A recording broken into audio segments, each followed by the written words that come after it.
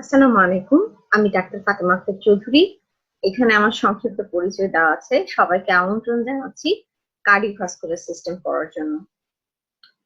MRCS এর জন্য cardiovascular system খুবই আম, গুরুত্বপূর্ণ একটা টপিক। তো এখানে একটু কমপ্লিকেটেড মনে হতে পারে, কিন্তু আমরা সহজভাবে পড়বো। একটু একটা জিনিস রিপিটেশনের মাধ্যমে পড়বো, যাতে বিষয়গুলো আমাদের সহজ মনে হয়, সিম্পলিসিটি আসে এবং কমপ্লেক্স ভাবগুলো দূর হয়ে যায়। এটা আমাদের হচ্ছে আহ, আজকে কি কি পড়বো সেটার কন্টেন্টের মধ্যে আছে: electrical component, electrophysiology, cardiac cycle, mechanical events of the cardiac cycle, influence of the electrical and mechanical heart function. যেহেতু আমরা হার্ট পড়বো, তো হার্ট সম্পর্কে আমাদের প্রথমে একটু ভালোভাবে জেনে নিতে হবে। এই হার্টের রাইট রাইট হার্ট এবং লেফট হার্ট। রাইট হার্টে this is right atrium, this is tricuspid valve, this is right ventricle, and this is pulmonary artery. This is left atrium, this is mitral valve, this is left ventricle, and this is the aorta. And there is also semilunar valve, that is aortic valve. And there are some other thing that is in the right atrium. There is two vena cava, superior vena cava and inferior vena cava. And left atrium, four pulmonary artery open into the four pulmonary vein open into the left atrium. আর এখানে conduction সিস্টেমটা আমরা পরের স্লাইডে ভালো করে দেখব। Conduction system of the heart. This is the SA node, which is known as the pacemaker of the heart, and it is situated in the right atrium at the entrance of the superior vena cava. And these are the internodal pathway, middle, anterior, posterior internodal pathway, which connect the AV node, and AV node situated in between the ring of the atrioventricular fiber. And from SA node, there is also another bundle known as the Bachmann bundle. From AV node, then the conduction transmitted through the bundle of keys or atrioventricular bundle, then it divided into two parts, left branch and right branch.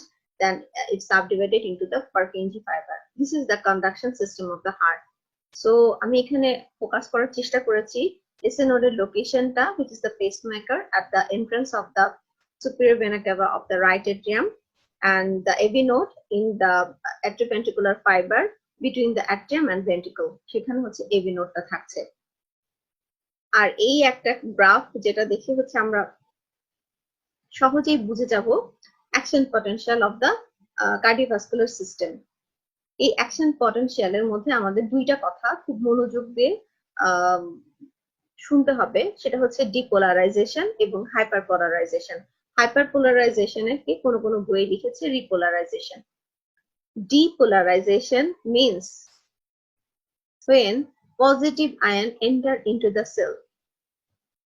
তার মানে positive ion, sodium, calcium, these are the positive ion যখন সেলের মধ্যে ঢুকবে, তখন সেই সেলের মধ্যে ডিপোলারাইজেশন হবে। দ্বিতীয় কথা, hyperpolarization or repolarization, when positive ion will leave the cell. Like পটাশিয়ামের কাজই হচ্ছে সেল থেকে বের হয়ে যাওয়া। তো যখন পটাশিয়াম আয়ন সেল থেকে বের হয়ে যাবে, তখন হাইপারপোলারাইজেশন হবে এবং রিপোলারাইজেশন হবে। এবং কার্ডিয়াক মাসলের অ্যাকশন পোটেনশিয়াল বা এখানে যে অ্যাকশন পোটেনশিয়াল গুলো হয়, এটা কোথায় কোথায় হয়? এটা হয় SA নোডের মধ্যে, এটা হয় AV নোডের মধ্যে, এটা হয় অ্যাট্রিয়াল মাসলে, এটা হয় ভেন্ট্রিকুলার মাসলে, এটা হয় পার্কিনজি ফাইবারে। এখানে ইলেকট্রোফিজিওলজিটা আমাদের বোঝার জন্য এই অ্যাকশন পটেনশিয়ালটা বুঝতে হবে। তাহলে আমরা আপাতত মনে রাখি what is depolarization, what is repolarization. এখন ডিপোলারাইজেশন বলেছি যে যখন পজিটিভ আয়ন সেলের মধ্যে ঢুকবে, আর রিপোলারাইজেশন হচ্ছে যখন পজিটিভ আয়ন সেল থেকে বের হয়ে যাবে। এই অ্যাকশন পটেনশিয়ালের মধ্যে রয়েছে চারটা phase: zero phase, phase 1, phase 2, phase 3, phase 4। এখন আমাদের মনোযোগের লেভেলটা বাড়িয়ে দিতে হবে। জিরো ফেজ, এখানে র্যাপিড ডিপোলারাইজেশন হবে। যখনই র্যাপিড ডিপোলারাইজেশন হবে, তখন গ্রাফের চেহারাটা হয়ে যাবে এদিকে আপওয়ার্ড চলে যাবে। এখানে কোনটা ঢুকবে, এখানে দেখেন একটা আমরা ছবির মাধ্যমে দেখতে পাচ্ছি, এখানে সোডিয়াম কন্ডাক্টেন্স বেড়ে যাবে, সো সোডিয়াম সেলের মধ্যে ঢুকবে, তাহলে অবশ্যই ডিপোলারাইজেশন হচ্ছে, rapid depolarization happened in phase 0। Then what happen, then slow repolarization হবে, কে হবে কালপ্রিট, সবসময় পটাশিয়াম। পটাশিয়াম সেল থেকে বের হয়ে যাচ্ছে, স্লো রিপোলারাইজেশন হচ্ছে ফেজ 1। এরপরে আসছে আমার ফেজ 2, এখানে দুইটা অ্যাকশন হচ্ছে, ক্যালসিয়াম ঢুকবে ডিপোলারাইজেশন করবে, সাথে পটাশিয়াম বের হয়ে যাবে, হাইপারপোলারাইজেশন হবে। যেহেতু ডিপোলারাইজেশন হাইপারপোলারাইজেশন একসাথে হচ্ছে, সো গ্রাফ উপরেও যাবে না নিচেও যাবে না, প্ল্যাটো হয়ে থাকবে।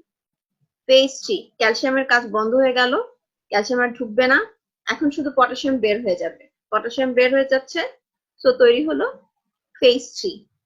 ফেজ 4 এ আরো পটাশিয়াম বের হয়ে যাবে, তখন হবে ফেজ 4, এবং ফাইনালি পটাশিয়াম ইকুইলিব্রিয়াম আসবে, যেটা হচ্ছে -90 মিলিভোল্ট, এটাই অ্যাকশন পটেনশিয়াল। সো 0 ফেজে হচ্ছে sodium depolarisation, phase 1 A slow repolarization, phase 2 the plateau due to the depolarization by the calcium entrance into the cell and repolarization by the exit of the potassium from the cell. And phase 3 and phase 4 sequentially happen due to the release of potassium from the cell.